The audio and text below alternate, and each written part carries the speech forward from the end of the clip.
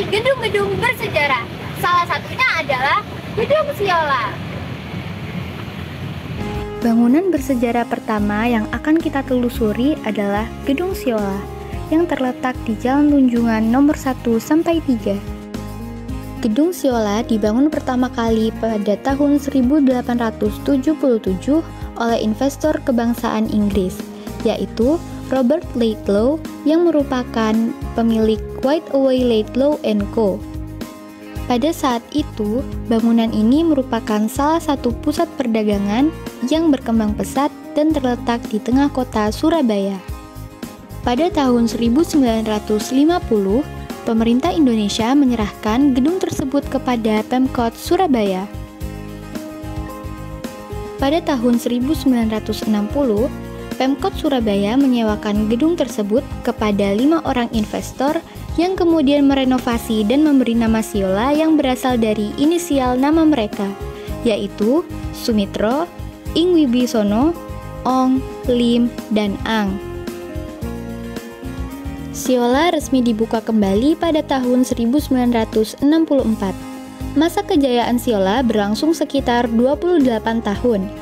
Karena bermunculannya mal dan pusat perbelanjaan baru di kota Surabaya, membuat eksistensi Siola semakin menurun dan pada akhirnya pada tahun 1998 resmi ditutup dan diambil alih oleh Pemkot Surabaya. Pemkot Surabaya pun menetapkan fungsinya sebagai Museum Surabaya dan Mall Pelayanan Publik.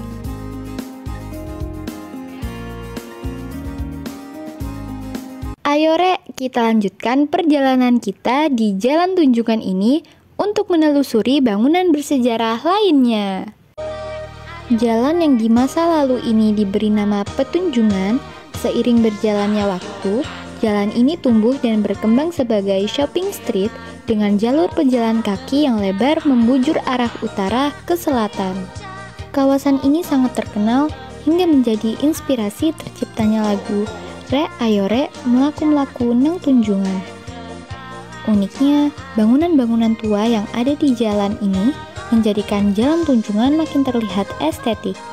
Sebagai kota pahlawan dengan sejarahnya, membuat Jalan Tunjungan Surabaya memiliki banyak bangunan kolonial peninggalan dari zaman penjajahan yang masih bertahan dan terawat hingga saat ini. Seperti berikut ini, yaitu Hotel Majapahit. Hotel Majapahit diresmikan pada tanggal 1 Juli 1911 dan merupakan salah satu hotel tertua di Indonesia yang masih beroperasi sampai saat ini. Hotel ini terletak di Jalan Tunjungan nomor 65. Hotel ini merupakan salah satu landmark kota Surabaya. Hotel Majapahit yang nan megah ini merupakan saksi bisu sejarah kisah heroik arek-arek Surabaya di zaman kemerdekaan yang tidak boleh dilupakan. Di tanggal 19 September 1945, arek-arek Surabaya dengan gagah berani memanjat Hotel Oranye yang dinamai penjajah Jepang sebagai Hotel Yamato. Mereka merobek bendera Belanda yang berawal merah putih biru sehingga menjadi bendera merah putih. Aksi itu menjadi awal dari peristiwa 10 November 1945 yang dikenal sebagai Hari Pahlawan. Sampai saat ini, Hotel Majapahit terus berdiri dengan anggun. Hotel Majapahit hingga saat ini mengalami beberapa kali perombakan dan permajuan bangunan. Namun, keorisinalan bangunan tetap dipertahankan hingga tak mengubah bentuk bangunan yang tetap lestari dan terjaga keasliannya.